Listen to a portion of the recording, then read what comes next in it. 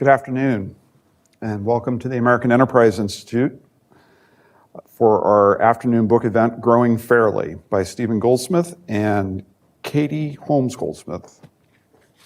That's not right. Katie, I've forgotten. Coleman, sorry. Katie Coleman Goldsmith. I'm Brent Orell, and I'm a senior fellow here at the American Enterprise Institute, where I study today's workforce policies and the trends shaping the workforce of tomorrow. For those of you who are joining an AEI event for the first time, we are a nonprofit public policy think tank dedicated to defending human dignity, expanding human potential, and building a freer and safer world. The work of our scholars and staff advances ideas rooted in our belief in democracy, free enterprise, American strength and global leadership, solidarity with those at the periphery of our society, and a pluralistic entrepreneurial culture. One of the main questions for workforce scholars today is how to make the public workforce system actually work for more Americans. Over the past year, AEI has been leading a review of performance data and workforce development program approaches. What we've found is a system that shows small returns on public investment, a complex and fragmented delivery system, insufficient investment in work supports in education and career coaching, and a workforce data infrastructure that is difficult for workers to access and understand and unable to keep up with the pace of economic change. Unsurprisingly, those are all themes that we'll be dealing with today. Stephen Goldsmith and his wife, Kate Markin Coleman's new book, Growing Fairly, How to Build Opportunity and Equity in Workforce Development, explores each of these challenges and more and provides concrete proposals for how to improve them in a way that promotes equitable growth in employment and employment opportunities. The authors suggest rethinking the workforce system as a skilling system in which government, nonprofits, and private industry more effectively collaborate to build an individualized, worker-centered approach that can adjust to meet each worker's unique education and training needs. Before I introduce Steve and invite him to take over the presentation, I'll quickly run through this afternoon's program. Steve is going to give us an overview of the main themes the book addresses. This will be followed by responses from our other panelists, and then a conversation across the panel. After that, we'll have questions from our in-person and virtual audiences. If you are watching the event and have a question, you can submit it via Twitter at Growing Fairly, #GrowingFairly, or email jesse.wall@aei.org. It's my pleasure and honor to introduce Stephen Goldsmith, the Derek Bach Professor of the Practice of Urban Affairs at the Harvard Kennedy School.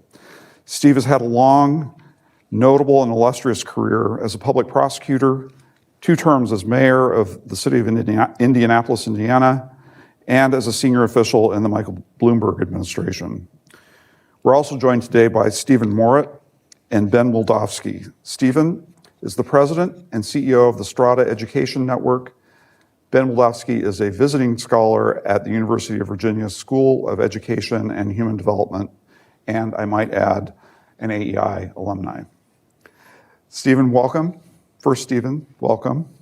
And I'll turn it over to you to introduce us to Growing Fairly.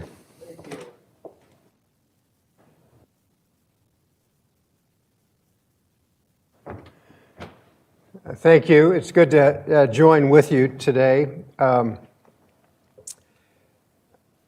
me first make a few remarks about the introduction. So my co-author is my spouse, who is a liberal Democrat. That doesn't describe my politics, and she doesn't use my last name. So the fact you've introduced her with my last name is a milestone event, and I hope she sees the YouTube. No, I'm not. Well, no, I think this is a great moment. I was actually going to compliment you. This was not a criticism. And let me just say also, there are many experts in the room today, including my co-panelists who have been long active in this area.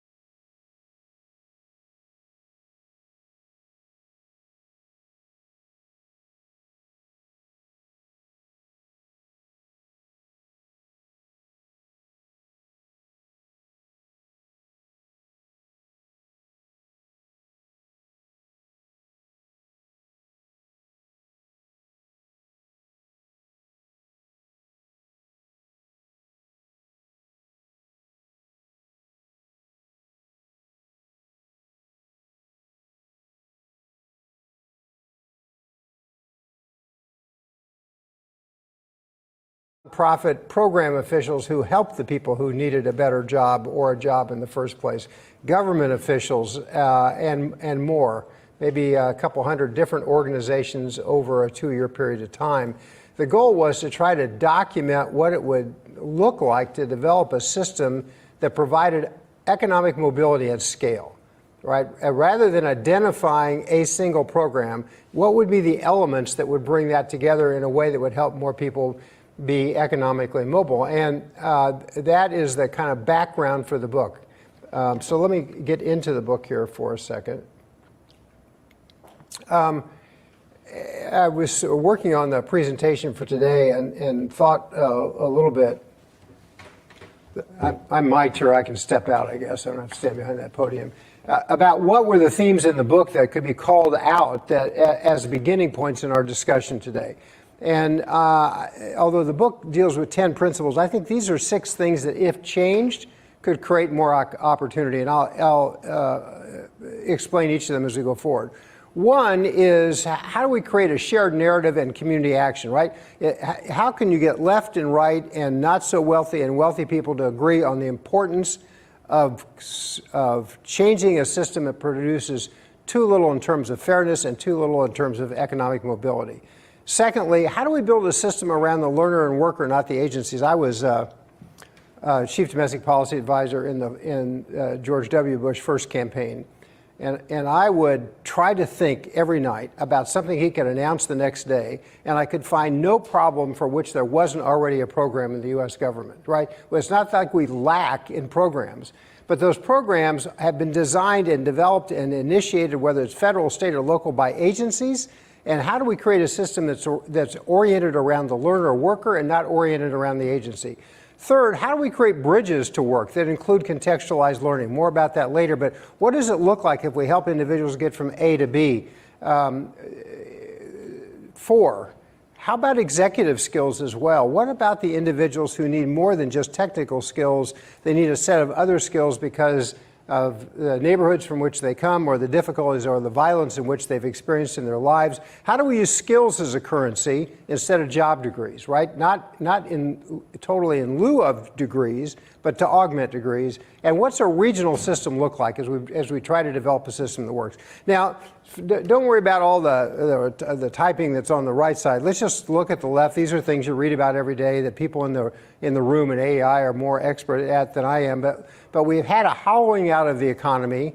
I'll discuss that in terms of kind of Indianapolis in a second. Whether you call it a great resignation or a great reshuffle, we've had a lot of people exiting, maybe some re-entered, but a lot of folks exiting, particularly baby boomers. We have a demographic drought, right? We're not reproducing enough folks to make up for those who are no longer with us, and we have limitations on legal immigration, right? So we've got this issue of not enough people have jobs that work for them, and not enough jobs have workers that fulfill those jobs. So this is a slide. It's a few years old, but I like it. It's from my city of Indianapolis, where I was mayor. And on the left is, this wasn't when I was mayor, it was after that, but on the left is some cool stuff I'll take credit for, right? You know, it's a great place to start a city, it's a livable place, it's the 29th, which is okay in terms of job creation, in the top 10 as a place for young folks to live. Okay, that all looks great. Now look to the other side of the line, right? Sixth most economically segregated region, 20% of the manufacturing base is gone, 80% increase in, just from between the time I left as mayor, which was a long time ago, but in the time until 15 years later this slide was created, there would be 80% increase in poverty and only a 64% workforce participation rate, right? So we got this two-sided economy. How can we take the things on the left and create opportunities for folks that reside on the right? That's a very simplistic way of what you economists can probably say that in a better way, but that's the visual for me, right? And when we were writing the book, we did a session focus group around President Obama's movie called American Factory, which you probably have seen.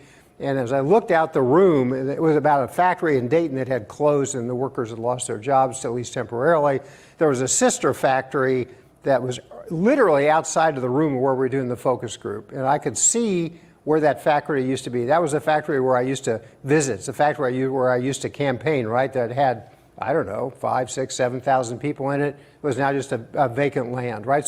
So how do we create opportunity for folks who had mobility ladders inside those businesses in the old days?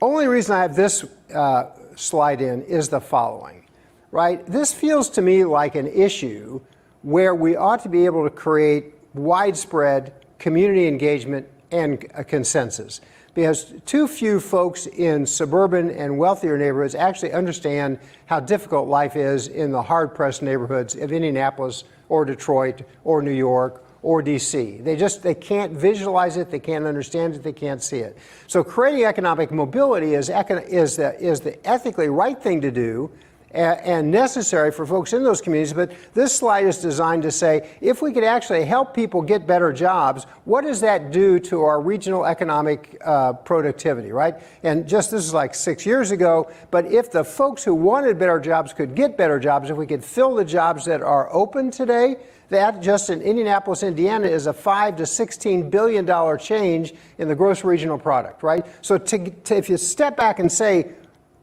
what is this problem? Can we have widespread support for it? The answer is yes, it's in everybody's interest. It's in the interest of folks who don't have a living wage or a job. It's the interest in folks who are employers and don't have employees. It's the interest in people who want a better opportunity for their families. So this opportunity for a shared narrative should drive the whole conversation. And it seems to me, this is an outline of the book, which I'm not going to go through, but basically the book said, what are the 10 principles that if we brought them together would create a regional scalable solution?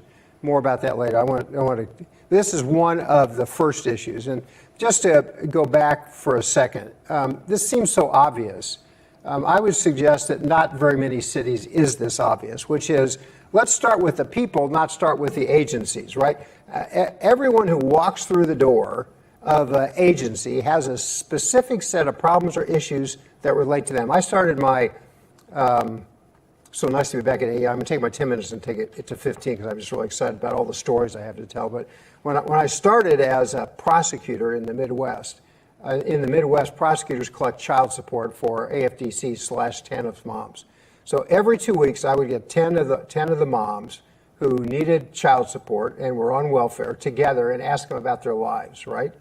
That was the most important single thing I ever did in the 30 years of local government experience I had, because it helped me understand the context. And every person around those tables each time had an addressable problem, right? The bus didn't get them to their job. They were victims of domestic violence. Their son was difficult to deal with and they needed help. Fill in the blank, right? They didn't have adequate housing. They didn't have the job training. They were discriminated against in the workplace. So all this slide just basically says is, let's design a system that's around the individual and not around the agency. And how do we synthesize those programs in a way that works?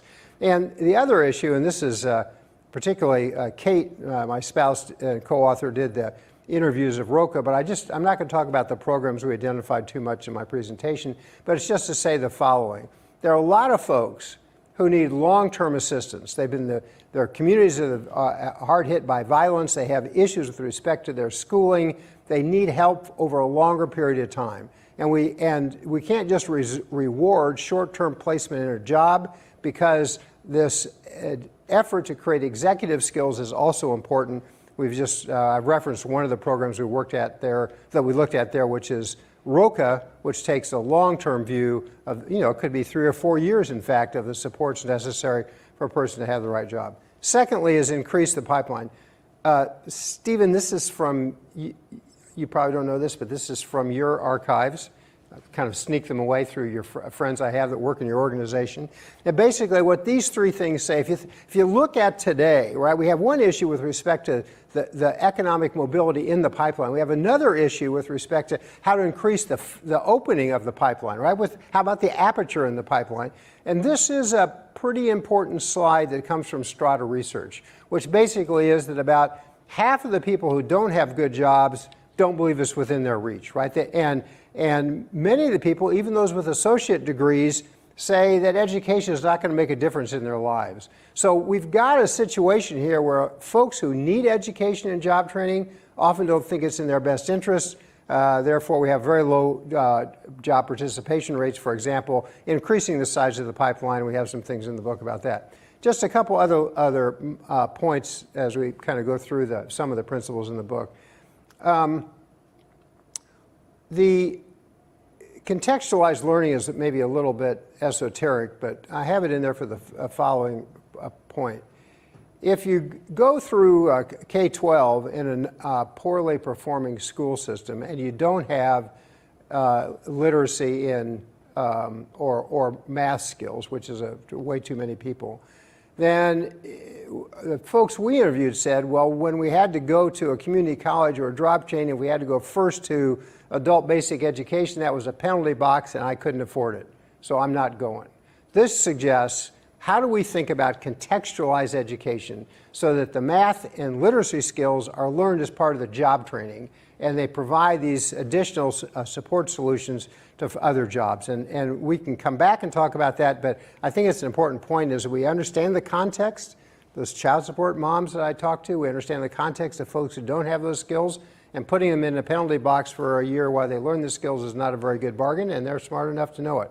Bridges to work, there's a lot of activity on this. I just want to mention in terms of a regional system, and that's the following. We need to help folks get from A to B. Some of those can be sectoral initiatives, such as the one referenced there in Chicago where the hospitals come together to try to create career ladders. I met this interesting fellow in Houston as part of our research, and he owned this company, Trio Electric, and I was introduced to him by the Houston partnership that was Upskill Houston, a very effective organization. And he was the CEO of an electrical company, had more work than he could do in his company, and he couldn't get employees. And the K-12 schools, 11th and 12th grade schools, the career consuls really didn't understand his job. The vocational training they provided was irrelevant to his job, which was electrical contractor. And the kids that needed to get the jobs that he had offered didn't actually believe those jobs were going to be meaningful jobs for them. They had no idea what the jobs actually paid. Right, so you had nobody who can explain the job. You had the students who didn't understand the esteem or financial resources they could get from the job, and you had an employer who had more work than he had employees and therefore jobs he couldn't undertake. So these are just suggestions that he went into the schools, he paid for the classroom, which looked like a construction site, and there are many more stories like that. And everybody, I run programs for mayors and chiefs of staff at Harvard. If you say, are you excited about the infrastructure dollars, they'll say yes. If you say, what are you concerned about, and say, we don't have anybody to do the work, right? So we have an addressable issue, and we have some solutions to do it, and just the way we're doing apprentice programs provides clues, but insufficient scale. I have an affinity for Indianapolis stories. This is an Indianapolis story. I've long thought that goodwill is part of the answer to our problems, not in and of itself, but its model. And that is because goodwill understands the challenges and context in which folks with challenges live more than employers do, right? I'm an employer. My job is electrical contractor. It's not to try to figure out how folks who lack basic skills can get there. Goodwill, in this Indianapolis example, Cook Medical is one of the leading device manufacturers in the country, located in Indiana. It opened a business in one of the toughest areas of Indianapolis to build devices. But because they knew they didn't know how to recruit individuals in the neighborhood and train them and prepare them, and they didn't want to take those risks, those employees work for Goodwill and they're placed in that business, right? So Goodwill is underwriting the risk, if you will, of training those. So this bridges to employment, whether it's apprentice programs or sectoral training or contextual learning or Goodwill model, right, are solutions that need to be taken to scale. Now let me just take it to scale. So let me just spend a second on this slide, and I'll even try to talk more slowly, but I figured if I talk real fast, people won't get bored because they'll think I'm almost done, so I'll slow down. So there's a lot. I'm not the expert on skilling, but I wanted to think about skilling with Kate in the following sense. How do we create a skill-based system, right? In other words, how do we advertise for jobs with skills? How do we identify the skills that individuals have? How do we figure out what training programs fill the gaps? And then how do we produce those into mobility ladders? And part of the problem here is that we have no taxonomy for what a skill is.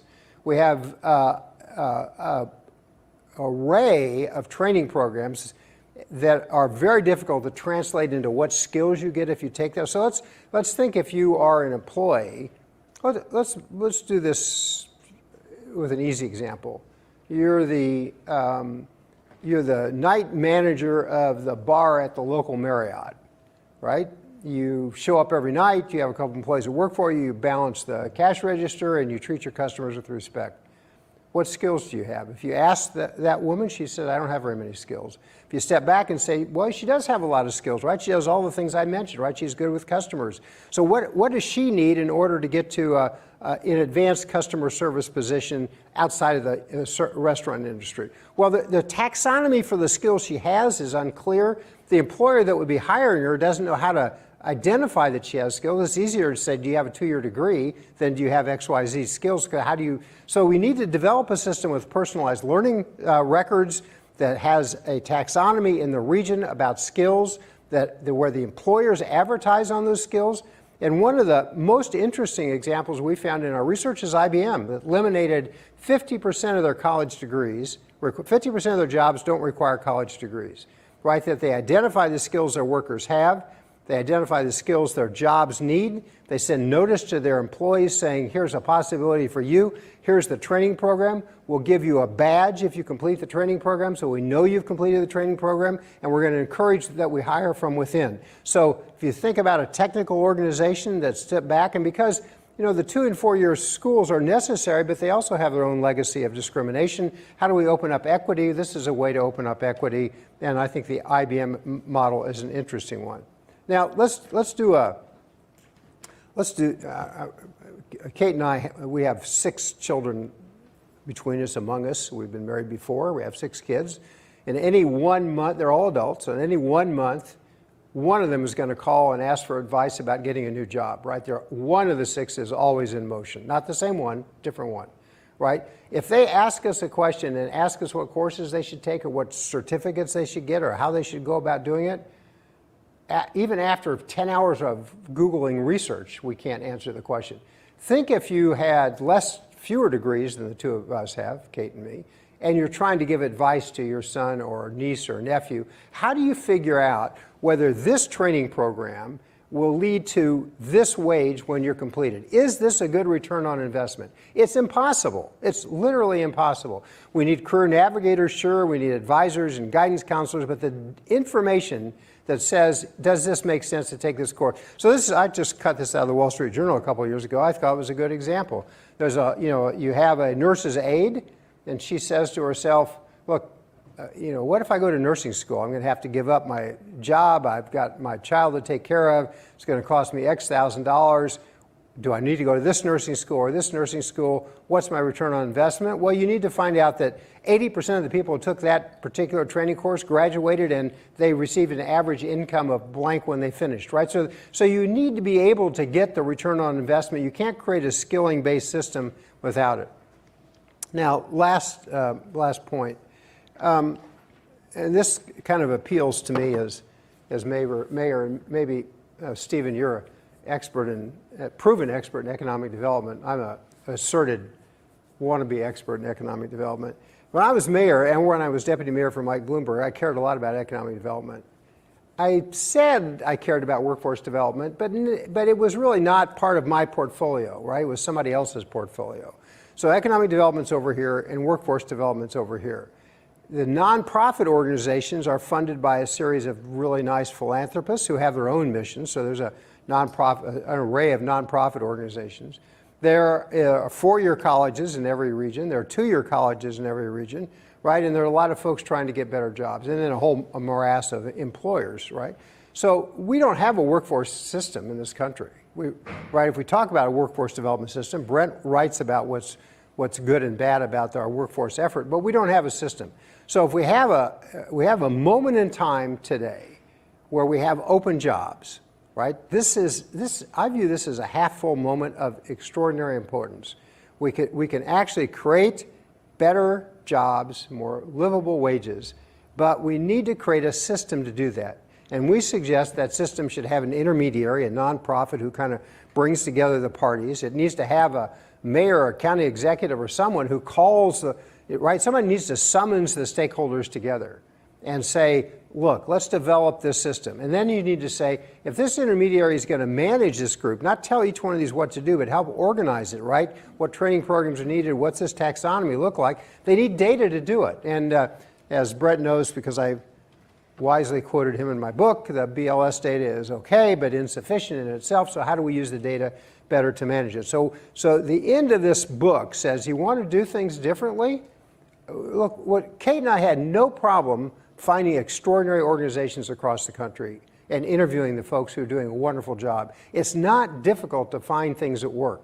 What's difficult to do is find enough of those things in a region that when put together, they can produce the scale we need for the moment in time that we have. And that looks something like this. So you have a data platform in the center, arrayed around the outside are the guidance counselors, the lead networks, the sales economic development organizations, the workforce boards, the employers, et cetera. So if we do this, if we identify the missing paths, the certifications necessary, and the education, we can create and the digital skills that go with it, we can create more opportunities. So I'm talked a little longer than I wanted, but you know, I've been working in cities for 3 decades, actually, and in associated programs like AmeriCorps and the like. And this moment seems to me like, you know, you often say this during elections, but this, in the workforce area, this seems like an extraordinarily important moment. We have open jobs, and people need better jobs. So getting them from better jobs to the open jobs, I mean, I've been mayor over times when there were insufficient jobs. That's a real problem. When there are job openings, then we just need to organize the system and change the system, and then we can create both a better America because it will be more productive and better opportunities for the families who live in our country and our cities. Thank you very much for your attention.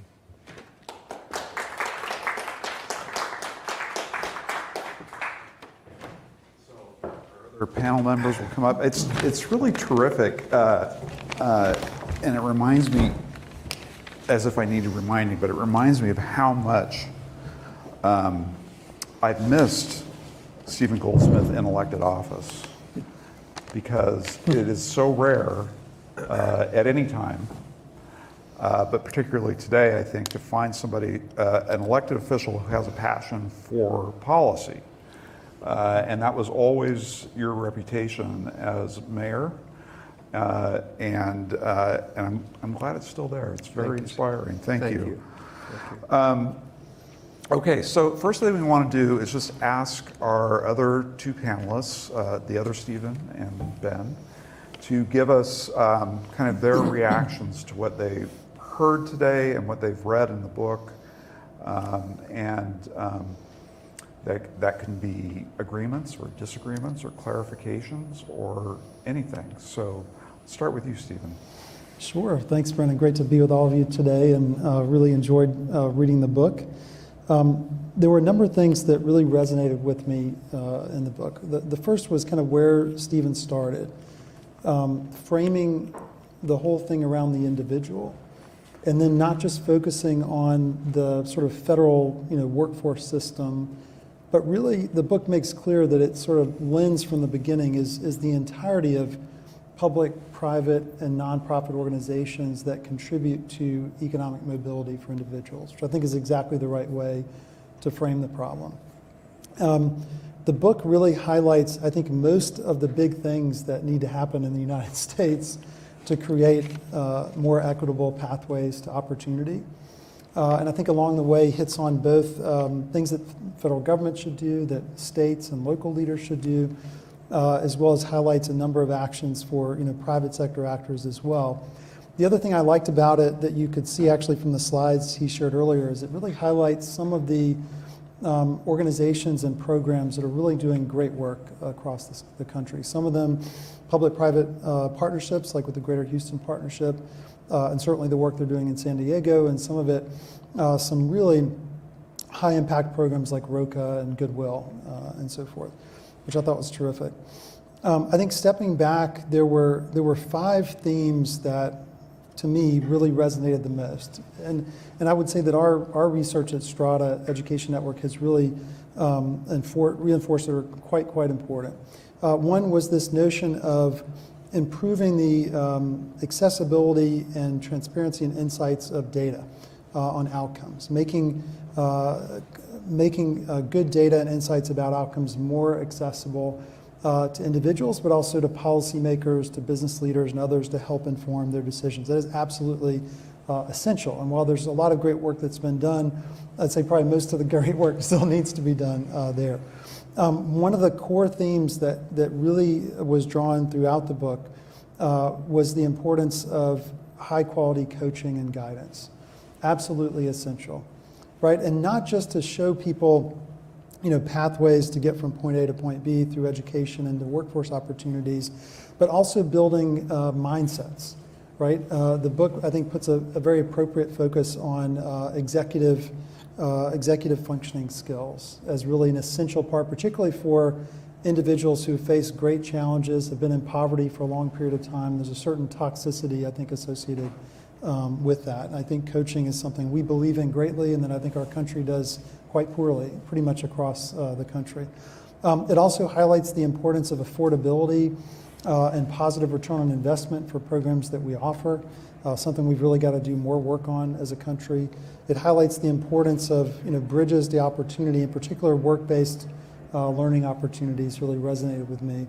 And then finally, I think the notion of employer alignment.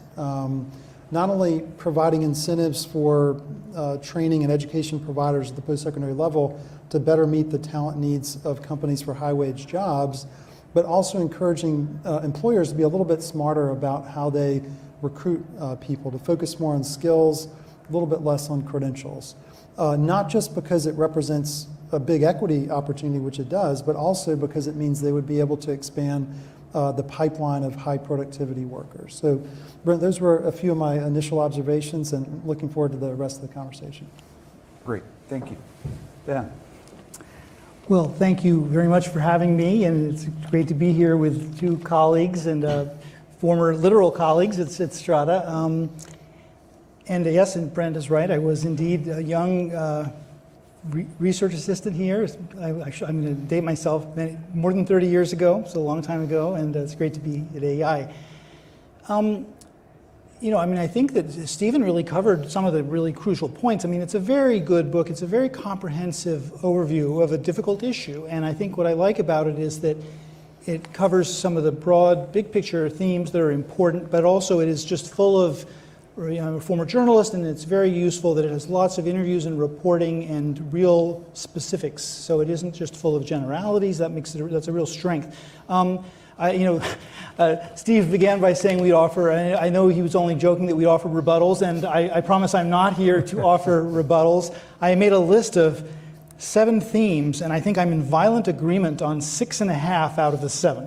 So navigation, that's what Stephen also mentioned, the coaching, absolutely vital, and there's lots of more we could discuss about how much help people need just navigating what's already there. It's not always a matter of inventing something new. It's simply helping people understand how to use it.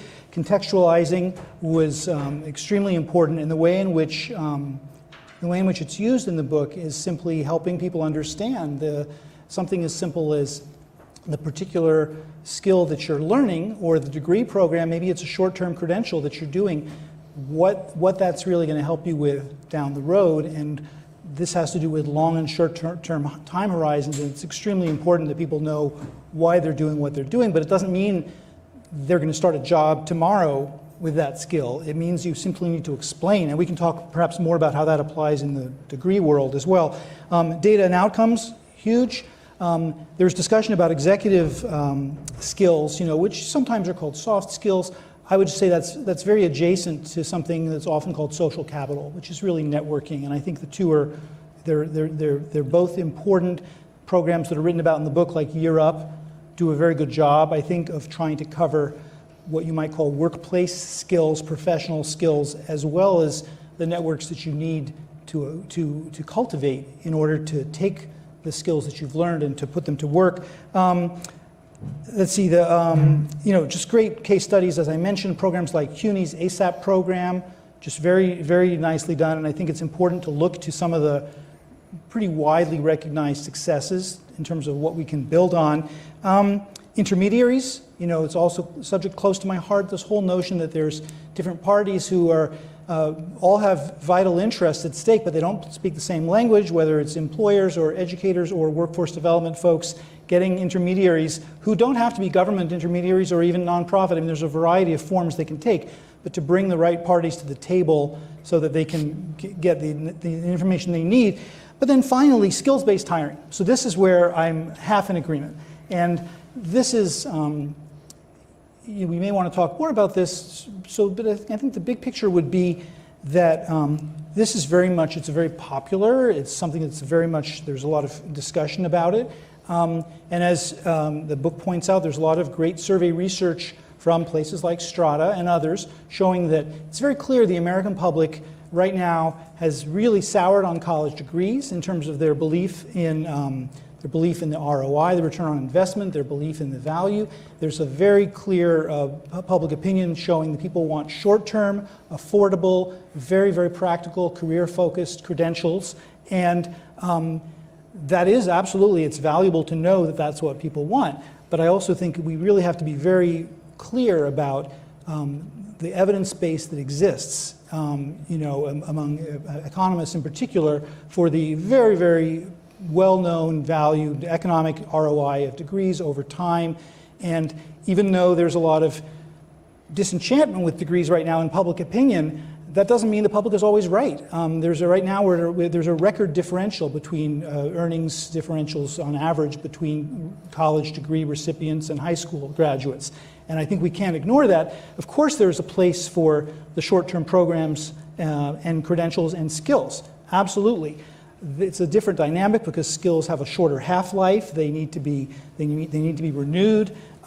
Degrees tend to combine broad and targeted skills in a way that's very useful to navigate a career over time. But I guess what I would say is just that all short-term skills are not created, and all short-term credentials are not created equal. So I think that people really need to, part of the navigation assistance they need is to separate the wheat from the chaff and to figure out how the ROI might be different for, I'll just throw this out quickly and I'll stop it. Joe Fuller at Harvard Business School, who's also quoted in the book, threw out a great example of a couple of programs in Boston at one of the Bunker Hill Community College, and one of them is for some kind of a nursing assistant program, the other one is for some kind of an IT help desk program. Both the same number of credit hours, but the nursing assistant program is really a dead end. It qualifies you for this one job, but there isn't really a ladder, whereas the IT help desk job, also short-term, also skills-based, but it opens up a whole bunch of possibilities that you can build on. So I would just say that's what we have to think about with skills, is trying to treat them with some, to recognize the variety and that people really need help figuring those out too. So I want to pick up on that theme because it's something I was thinking about during Steve's presentation as well. There is this real disjunction between what it is that Americans say they value in education, what they say they're willing to pay for, And then the kinds of issues that this book identifies in terms of what's keeping people from accessing good jobs. You know, it's not necessarily the technical skills that are the first obstacle. Technical skills are very important, but it's not necessarily the first thing that is, and so we have this bias toward just give me what I need right now to get the job and get the money coming in. But I don't actually have the skills, the other skills that I need in order to keep that job once I get it, qualify for it, and keep it, those non-cognitive and soft skills and executive function skills. And those things seem to be at war with one another, a little, or at least in tension with one another. How do we go about doing both at the same time? Because they have to be done simultaneously, and I'll give this Steve number one chance to respond first, and then you guys can go. Well, predictably from you, that's a tough question. I think both on that question and half of Ben's disagreement, half a point Ben's disagreement with me, I would try to avoid false choices, right, or mutually exclusive choices, in the sense that a worker, like some of the people we saw in the book, including those at CUNY ASAP, they need to see a tangible reward for what they are doing and be able to see past that.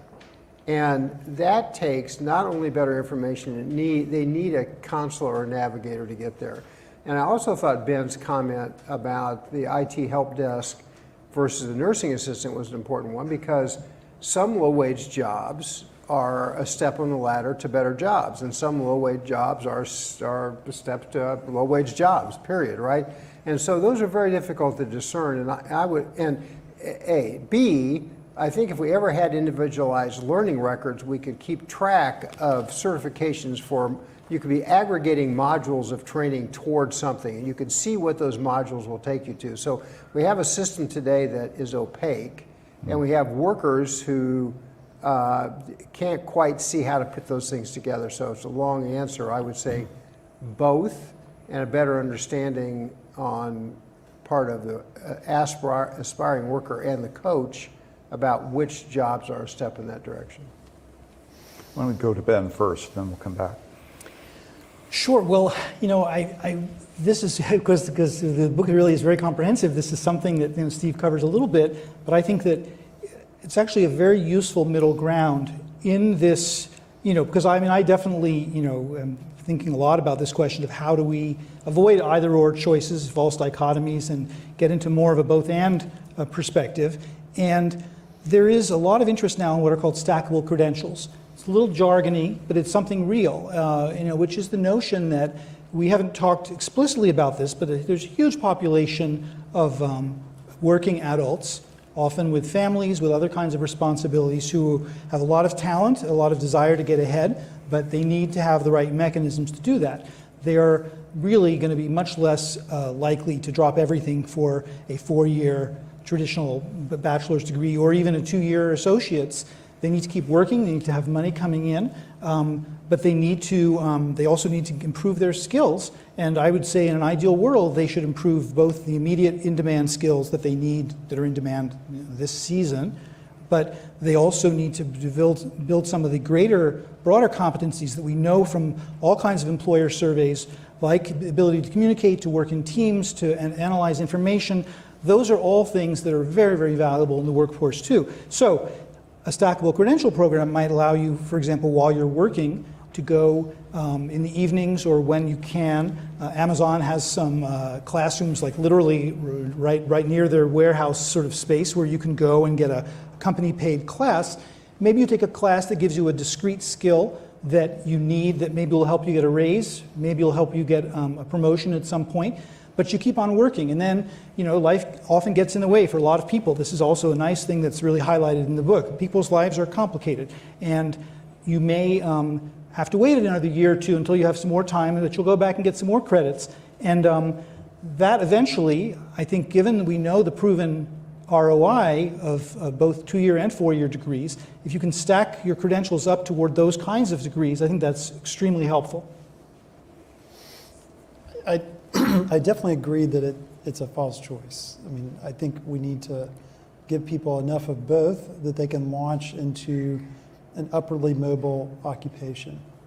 I think one of the things that we don't talk enough about in this space is how important the role of actual work experience is in human capital development. Right? We tend to think of everything in terms of either degrees or credentials or what have you, but in fact, if we were to each think of our careers and how they've developed over time, an enormous percentage of our current productive capacity is actually just the accumulation of skills and experience and relationships and so forth that were built actually doing the work. In fact, most people that launched out of college into some kind of professional occupation will be in a professional occupation the rest of their career, whether or not they do any additional, formal training. So I think a big part of what we're focused on at Strata is how do we help more people to successfully, get going in their career. The other thing I would say, going back to Ben's partial disagreement on the sort of the skills-based hiring, is that there's a huge gap right now in the data, right, on outcomes. Really at a pretty basic level, actually, on even just basic earnings outcomes, let alone the occupational outcomes that come from those credentials. I think that has to be one of the big things that we focus on getting right in the next few years. So I want to come back in a little bit to Ben's point about degrees and credentials, because I think that's there's some things there that I think we need to explore.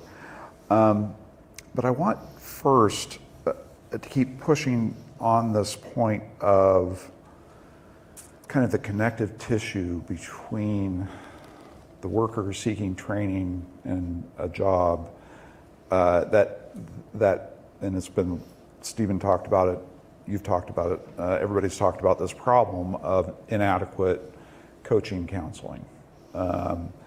We invest what money is available typically goes into the top of the pyramid of skills training.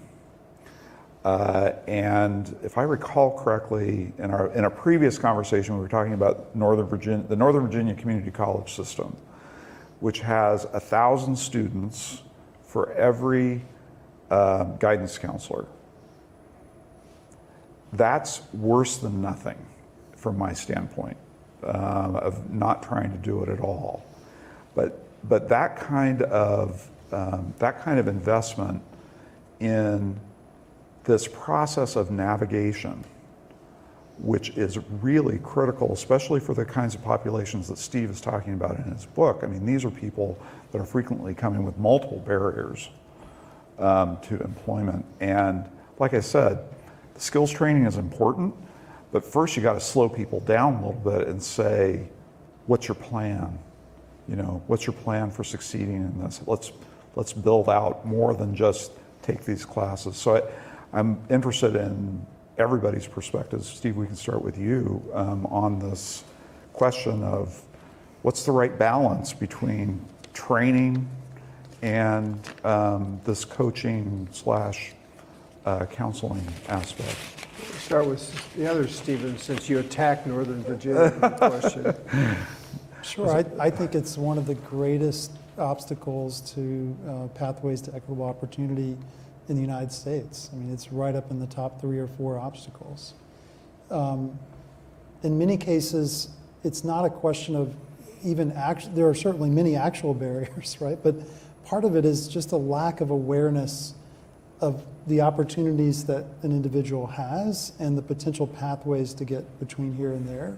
And then on top of that, if you sort of think about these things around executive functioning skills and you think about a sense of, in some cases, like class barriers or perceived class barriers that people may not even realize exist, that they hold, right? Really effective coaching can tackle those things. But we have not made this a priority in the United States. We just haven't. I mean, Stephen highlights in his book certainly several examples of individual organizations that have really done a nice job at this, right?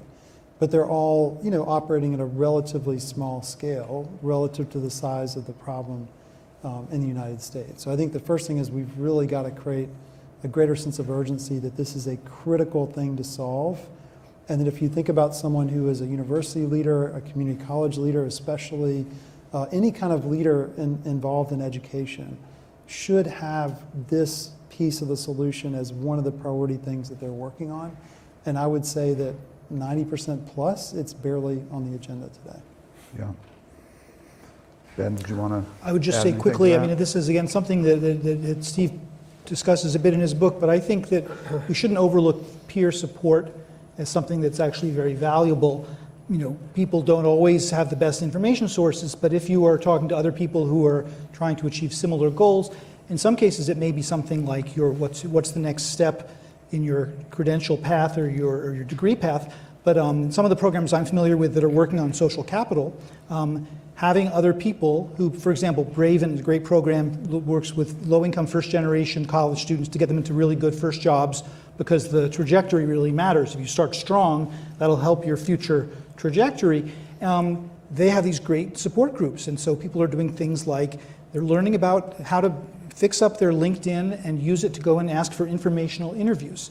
But if you know that you're part of a group of 5 or 10 other people who are periodically checking in and talking about how are you doing with those informational interviews, that just helps you. Now, again, that may be the the difficulty is pointing to the individual successful programs. That isn't a national policy, but I think arguably this may be something that does not come through a big wave of magic wand at the federal or even at the state level. It may be that there's a certain amount of letting 1,000 flowers bloom and figuring out which ones are effective and then looking for the right practices to replicate there. I would just add, Brent, Yeah. I think a big part of how we got here was a sincere effort to move away from tracking a few decades ago. So if you sort of think of, well, our goal is just for everybody to go to four-year college, then maybe the whole thing is a lot simpler. But in fact, that's not sufficient. There are other pathways, and what we're doing now just isn't serving people well. No, I agree with that completely. I mean, as much of a fan as I am of the four-year degree, and the economic data is there. If you can complete it, you're ahead of the game. It's not the right path for every person, and that we shouldn't be tracking people and saying, you go here and you go here, and and that's where this kind of coaching and career exploration thing comes in. We need to be asking more questions of students. What is it that you would like? What are you trying to do with your life? How can we help you get there, rather than, I'm here from the state or the government, or, I'm here to solve all of your problems for you. That we need some space in there for people to exercise their own gifts, talents, judgment, and so on. Stephen, did you want to add? Can I just add, Brent, I just Yeah. say, Stephen Goldsmith highlighted this in his book. It wasn't a major feature, but it was in there. There's a huge underemployment problem in the United States, even with people with a bachelor's degree or higher. The last time I ran the numbers, there were about 10 million full-time employed adults in the United States with a bachelor's degree or higher, not working in a college-level occupation, most of them making barely more than a typical high school graduate can make. I think this is a big part of what's driving a lack of confidence in higher education. When you combine millions of people being underemployed after getting a traditional degree, on top of the record high levels of student debt, you can see why people may see that as not necessarily a viable path. And I'll go you one better on that, which is that when you poll parents and you ask them, what do you want your child, for instance, to study post-high school, post-secondary education, 90% of them will say engineering.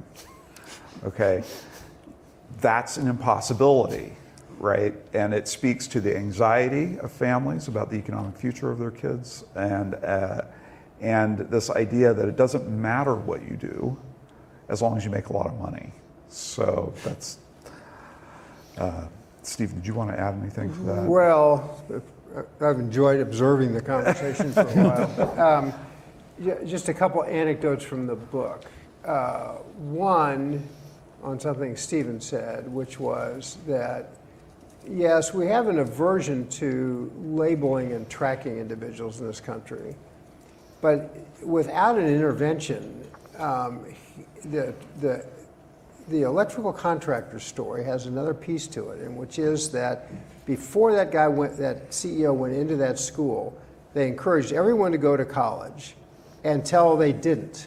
And then it was too late for them to provide options, right? They lost those kids. So there has to be some, if it's not labeling, at least intervention that's customized to the kid. That's one. Two, the CUNY ASAP program, which is in New York City, is partially funded by the city, not just the university. And we tell a story about this guy named Johnny.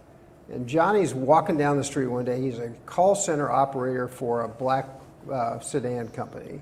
And his son says, "I want to be just like you, Dad, when I grow up." And he goes, "Oh my God, no, you don't want to be just like me," right? And so he finds his way into this program, and then you see his life like, well, why did you come to this program? Well, because you guys offered me a free subway ticket, right? So, I mean, free subway pass for a month, so it was worth at least coming to talk to you. And then, but what courses should I take? Well, you should take A, B, and C if this is what you want. Well, you need to take them now. You know, I'm just pulling conversations out of my two panelists here. We're going to put you in a class with others who are your peers, so you can have peer support as you do it. And then he comes back one day and goes, my aunt's sick or something, and how do I arrange time off? I have no idea how to do. Right. So his life is just like this cascade of challenges. He makes it through. But it's the career navigator. Somebody needs to actually, part of that's life coaching, right? Because life's pretty complicated, particularly if you don't have enough money, right? So I just think what both Ben and Stephen said illustrates the fact that we need to invest much more into allowing for this particularized, individualized career coaching. And the other thing it says is the following. In the CUNY ASAP situation, they don't provide childcare, they don't run the subway, right? They don't fill in the blank, do the other stuff. They just help their students find those resources. So we're not suggesting this needs to be one big government organization. The nonprofit world serves a very, very important purpose, but somebody needs to kind of pull the pieces together in a region that helps thread them in a way that provides opportunity. Okay, so let's go with that, because you talk in the book about America Works as a model of a program that is trying to do something like that. So tell us about what America Works is, how it works, how it tries to bring order into the chaos of the lives of its clients. Okay, this is a few years old, but I've got a great story to tell, which I'm sure you all want to hear. So after my experience with Les Lankowski that was totally unsatisfactory that I told you about, I came out to DC, I went to a conference, and I met the folks who run America Works. And they gave this speech about performance-based programming. Remember, I'd come from this AFGC TANF background, so this really appealed to me. And I went and met some of their classes in New York City. I went home and I said, I gave them a contract. I said, I'll pay you X dollars for everyone who is on welfare, who gets a job and keeps it for 6 months. We'll use city money to do this. And I'm going to tell you the end of the story in a second, but let me interrupt with, Goodwill then came in of the time and said, we're your local nonprofit, and I can't believe you're spending our money on an out-of-state for-profit. And oh, by the way, here's board member 1 that contributed to you, here's board member 2 that contributed, right? Like you cannot do this to us. So I said, we're going to do it. And then Goodwill came back like 3 months later and said, okay, if you're going to issue your contracts like that, we're going to compete and win. And they did. And what America Works did, if you think about it, it's very interesting because basically they got X dollars to place somebody in a job, and they got a bonus if they got placed. So they didn't care whether they had to spend some of that money on a voucher for a van or counseling or remedial this or whatever. They had a bucket of money. This is what's wrong with the system that you're trying to fix, right? They had a pot of money that they customized for that individual that allowed that person to get and keep a job. And the rest of the government agencies were good people trying to help, but they could only do this, and they had to account for the money this way. So the America Works story to me was a story about how if you can get the outcomes right, it's not so simple to actually figure out what they are, but if you can get them right, if you make sure that you're not just rewarding a company to find jobs for somebody otherwise would have gotten them. But if you can get those right, they can synthesize the programs and they can really help people. That was the message for me. That's kind of stuck with me all these years. Yeah, I mean, it almost sounds to me like kind of a supervised employment voucher system, you know, where you are getting a chunk of money that is really, it follows the individual and their needs, but it's very flexible at the same time in terms of addressing, you know, the actual needs. Also very interesting, because I wasn't clear from the book, but My book wasn't clear? Well, it's perfectly clear, Okay, but actually it's not clear from my memory. But the America Works doesn't provide all these services. No.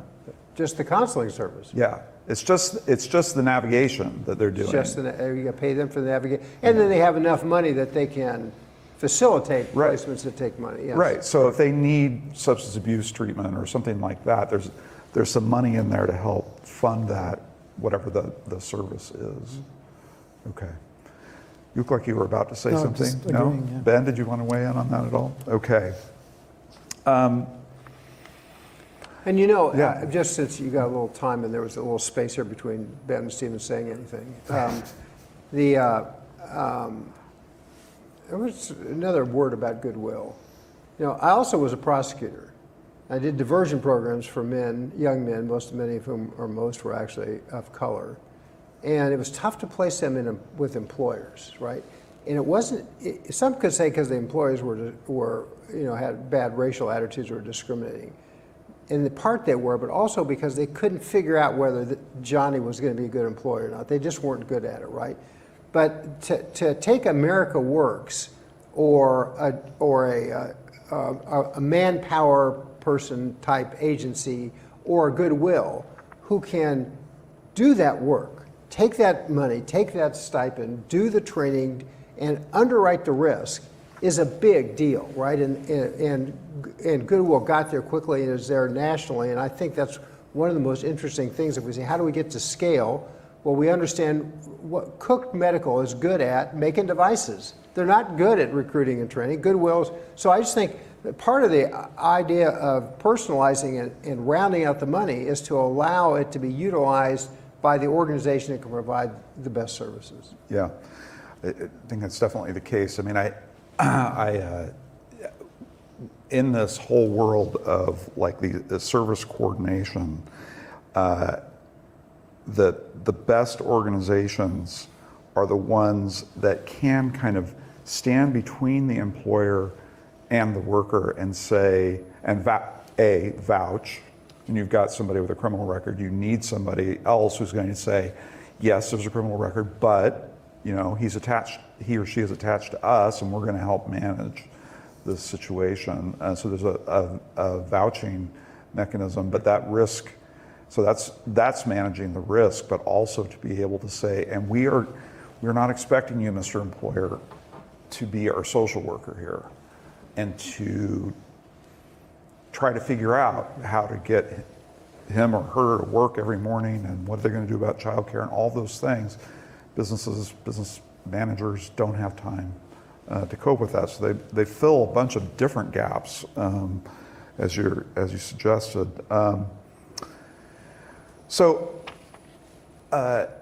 One thing I wanted to have you expand on a little bit, Stephen, is this is a book about helping people who actually do need a fair amount of help, right? These are people that are on the margins, both in terms of skills and in terms of their social circumstances. And I was struck just by how much real estate in your book you devote to neuroscience and trauma, and relating that to the challenges faced by these low-income populations.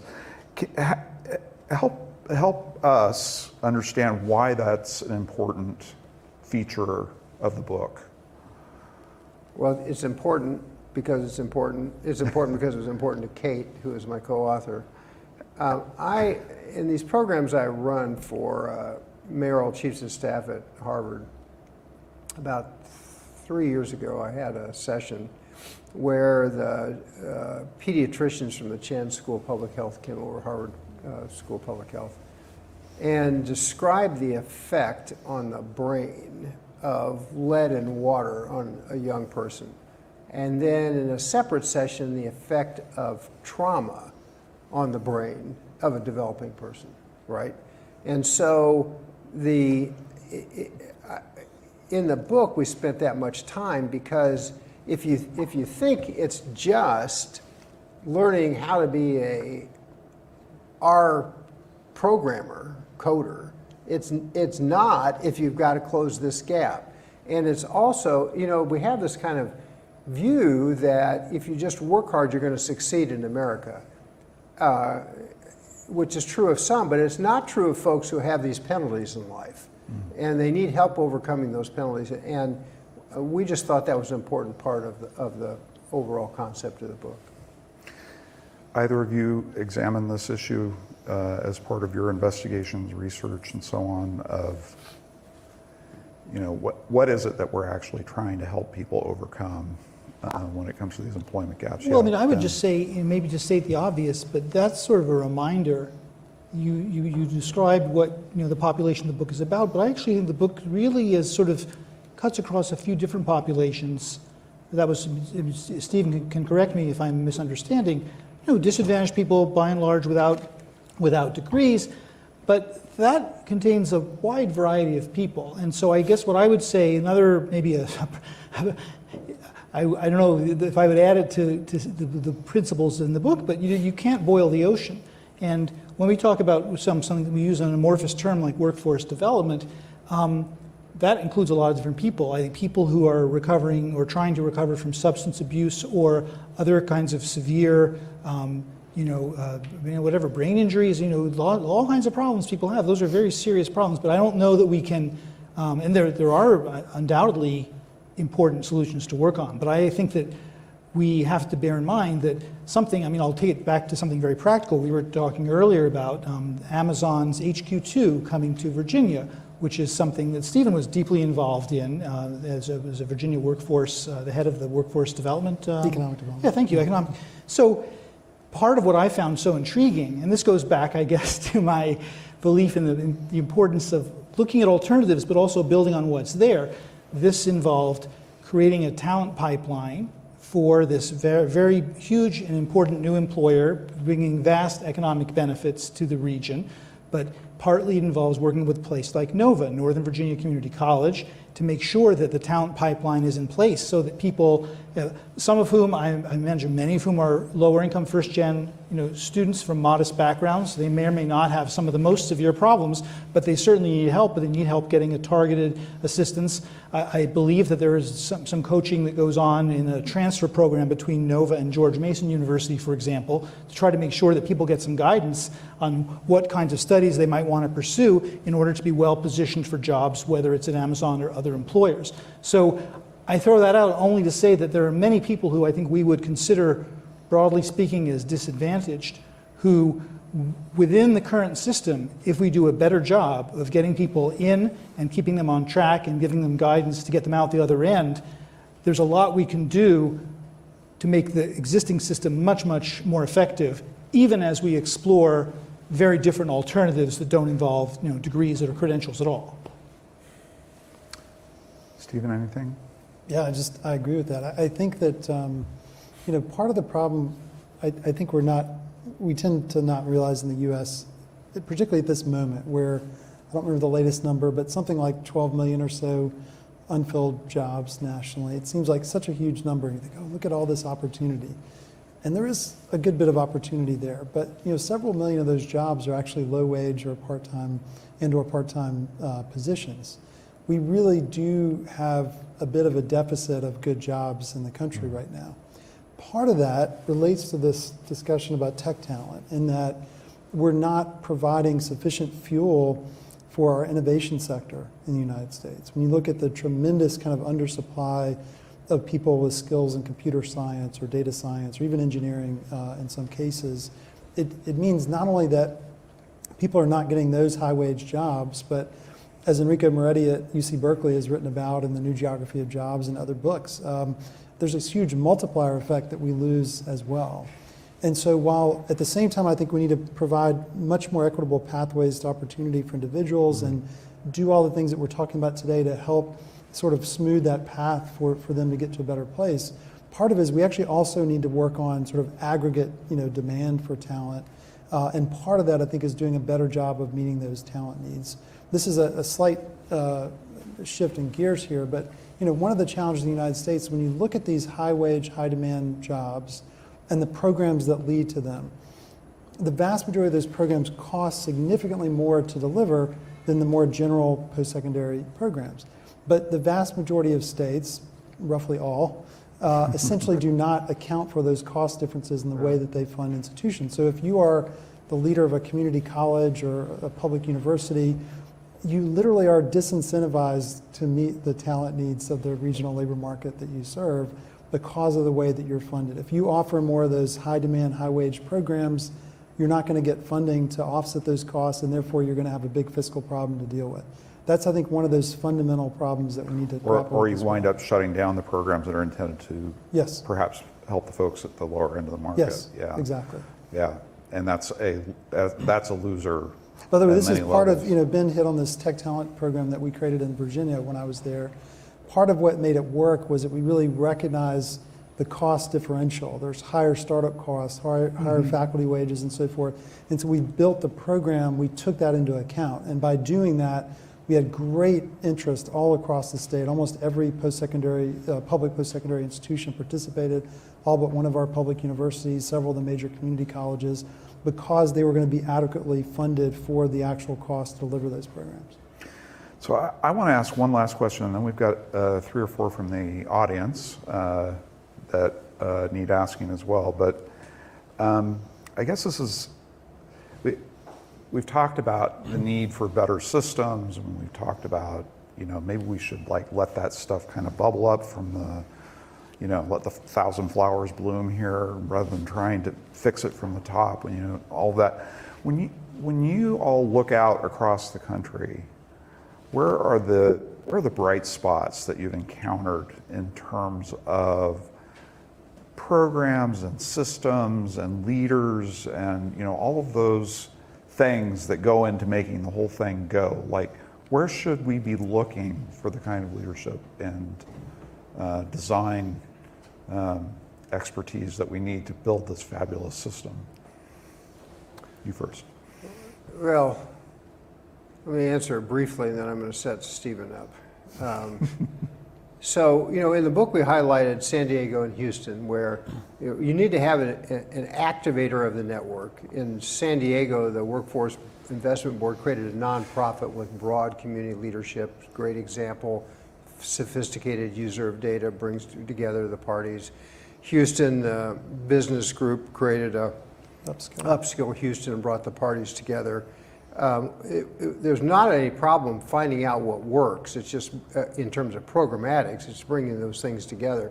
And so for me, the challenge, and I think the federal government is both a critical part of this and a critical part of the problem, because there's how many programs? There's $18 billion floating around in dozens of programs, right? Yeah. And so that creates the fragmentation. In addition, the local elected leadership generally isn't that active in the workforce development. They're out, trying to get new jobs. So I think it's a governance issue as much as anything. And I think that the Amazon Virginia coalition that Stephen put together ought to be looked at as a model, not for economic development, but how it operated as a model for workforce. So there you go. Thank you. I actually, this sort of builds on that point. I think, I was just sitting here reflecting, Brent, I think possibly the single most important idea in the book, and I think it's a very important idea that doesn't get talked about enough, is this notion of the need for a regional trusted intermediary to help all these different pieces work together. A network manager was another phrase or another terminology, that piece that Stephen used in the book. When you look at the great work that's happening in the greater Houston area, that was sort of the focus of the last chapter of the book, when you look at the great work that's happening in San Diego, by the way, those are probably maybe the two best examples nationally. A huge part of what makes it work is that regional intermediary, that trusted regional network manager. One of the things that we were talking about at lunch before we got here was, unfortunately, the challenge is that those two regions are quite large metro areas, and so I would argue, having worked with a lot of much smaller areas, it's a lot easier, and big ones as well, it's a lot easier for these big metros to be able to have the private sector and public sector resources to properly fund this kind of regional effort. I think when you look at the smaller metros and even the rural regions of the United States, it's hard for me to imagine how they could assemble that capital to make it work. And therefore, I actually think that there's a role that states could play and should play in helping provide, at a minimum, the data and the analytical insights at a regional level, both quantitative and qualitative, to be able to better support all of these different pieces working together. I think that this particular piece could be the most important legacy of the book, maybe the most important single contribution of the book. And I think where we go from here is really think about how do we create more of those greater Houston and San Diego examples in the country. I mean, it's more than that, but that's a big part of it. The other piece I would add as well is to think about the public policy implications, both at the federal level and in states, that would better enable this work.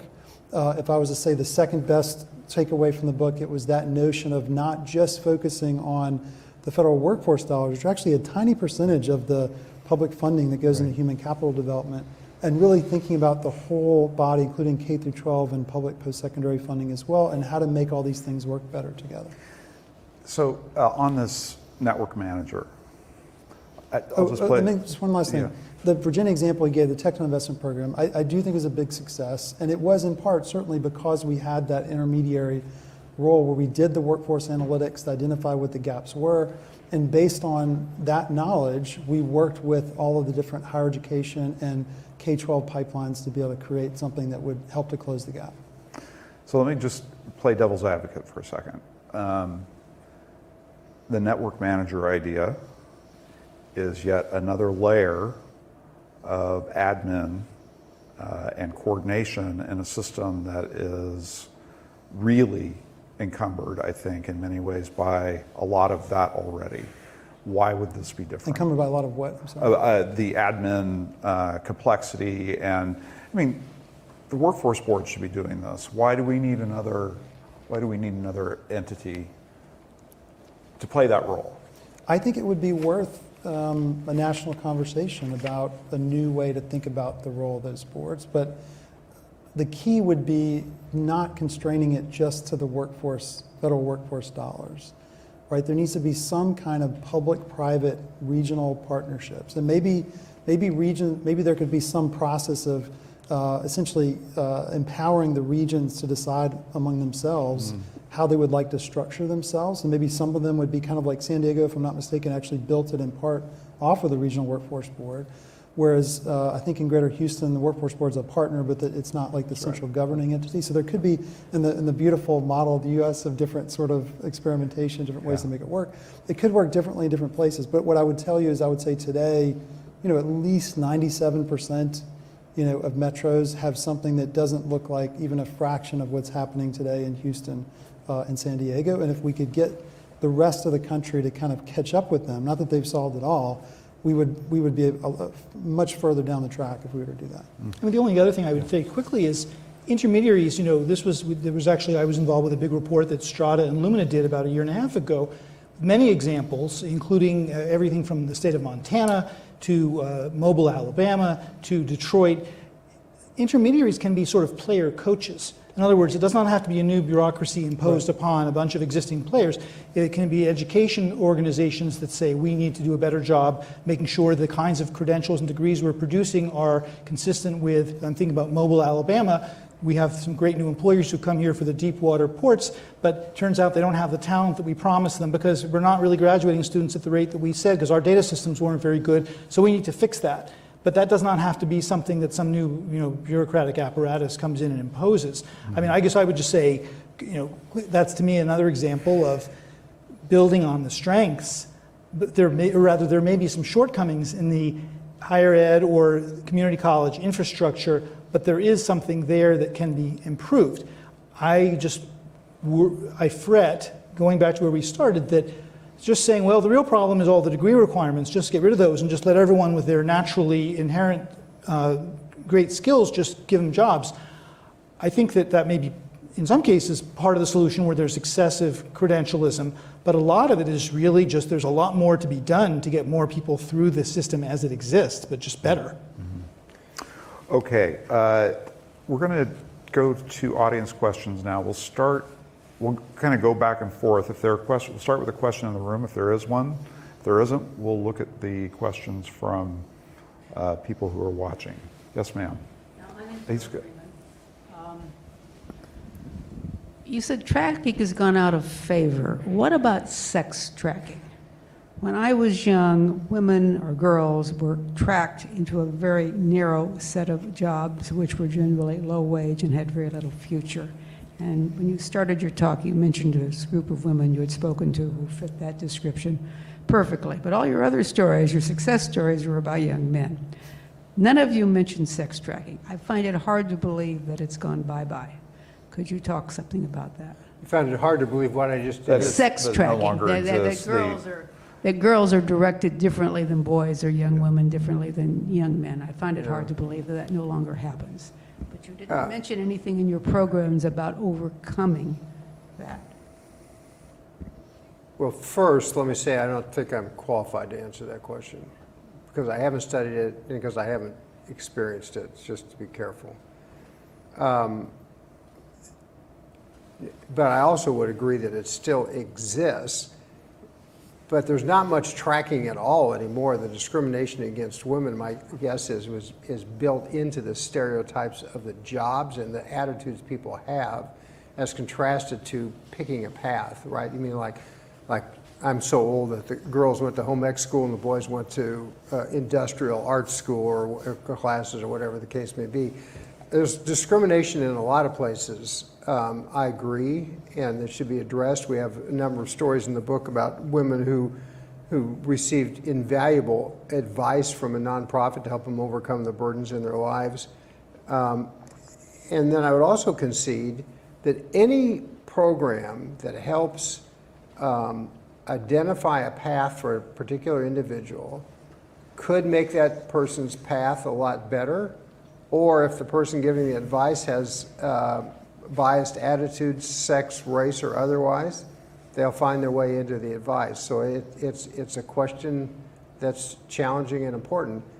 But I don't think the way we're doing it now, which is no individual advice, is a solution either. Okay, let's do one online and then we'll come back to you. So one of the questions that came in here is around this idea of more guidance counseling, more coaching. The question is, who's best equipped to carry out that solution? Where should that be housed? And it may be in more than one place, but where are some of the places where that would be a kind of assistance that would be particularly effective delivered in that context? I would be hesitant to offer a prescription, but I do think part of it is we have to have some kind of sense of at least minimum adequacy, right? Which so many folks, I'd say the vast majority of young people going, and adults for that matter as well, trying to navigate post-secondary education in the labor market really just have not had access to good coaching and guidance. I also think that while there are some big opportunities to improve, technology tools, and I think we need to do that, there's also something to be said for a human connection that a coach, can make as well. So to me, Brent, the first thing is just to embrace, I think, as a country, as regions, as states, that this is an urgent priority. It doesn't mean there's a single solution, but it needs to be a core focus if we want to create a more equitable pathways to opportunity. I don't know if either have been... All of the above.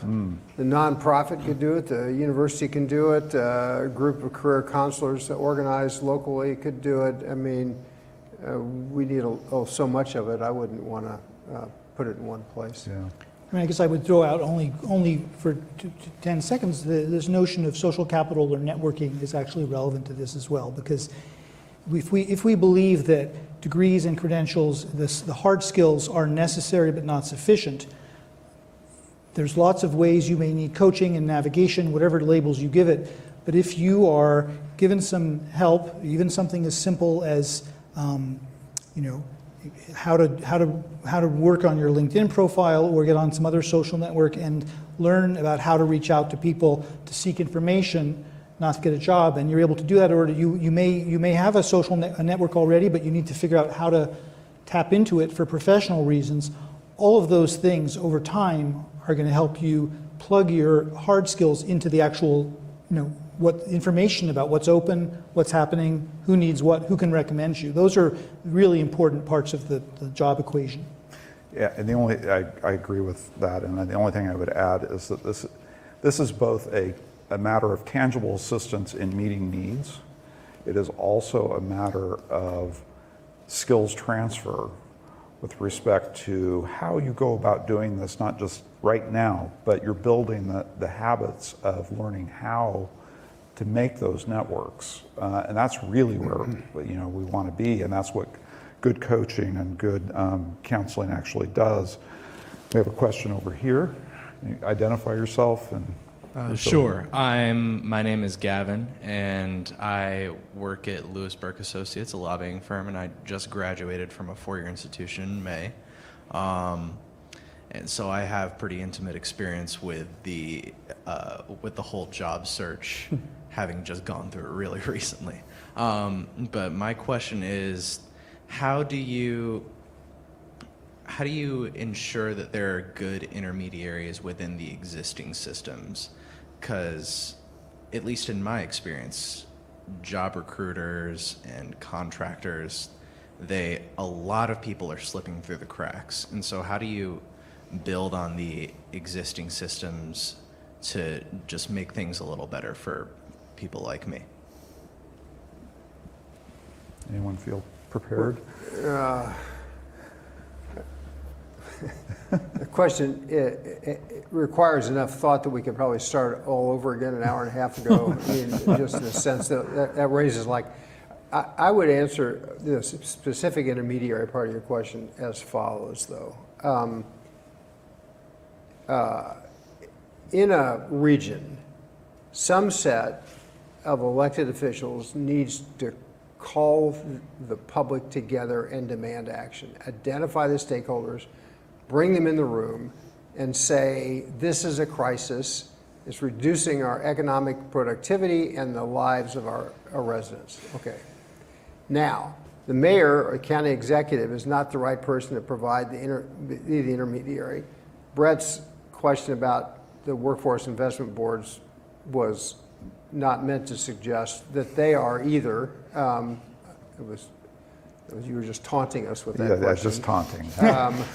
And they have money, but they don't have a lot of authority, and they don't have any control over the social service infrastructure that's necessary. So in a region, that intermediary could be a different organization. It could be a well-respected community foundation. It could be a foundation like in San Diego. It could be a nonprofit associated with the WIB itself. But it needs to be a respected intermediary that uses data, not to control what happens. They shouldn't have authority over those organizations. They should be able to use the data and the information to say, okay, you need the following. We lost your mic, so. Means we've been here too long. Can we start over? No, just a little joke. So I think we need to have somebody that can bring together the information in a meaningful way to deliver to people who need it. I think Ben had a comment. Yeah, just quickly, I mean, well, it's once again, it could be a longer conversation, but it's great that congratulations, a recent graduate.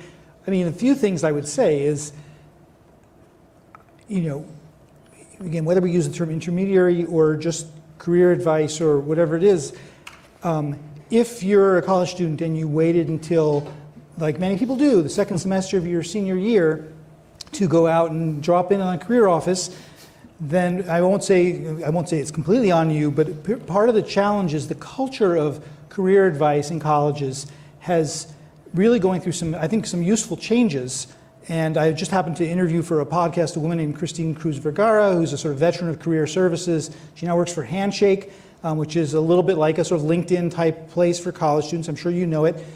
It's actually part of the answer may simply be finding, I'm not saying this is not a commercial for Handshake, but finding really good networking technology. But also what she talks about from her experience working at George Mason, working at Wellesley, other places is if you start much earlier and the college is thinking about this, not purely in terms of its career office, but in terms of this whole, and this is something that Steve brought up in his book, I'm sorry I forget the term you used, but for telling people about how what they study is going to be connected to what they may need. Contextualized learning. Thank you, contextualized learning. So, for example, I happen to have seen, there was a piece in Inside Higher Ed a couple of weeks ago by the provost of a little school in San Diego, California called Point Loma Nazarene University.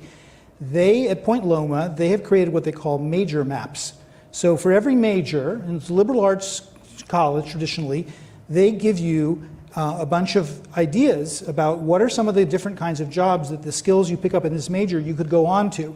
And sometimes, the faculty may resist this a little bit, but really it's not compromising the integrity of the sort of core academic mission. It's simply saying people sometimes need a little bit of coaching. They need a little bit of information. So about how the kinds of careers that what you're studying could lead to. And of course, this isn't something that maybe Stephen was alluding to earlier, but if you're doing what I didn't do enough of myself years ago in college, but if you're getting internships, if you're getting summer jobs that allow you to try different things out, ideally, by the time you're getting to graduation, you may or may not need a sort of formal intermediary organization because you've had a bunch of little steps along the way that help you see, and maybe you did Sanskrit, great, but that may have taught you all kinds of analytical and synthesis and communicating skills that are going to be super helpful in a bunch of different fields.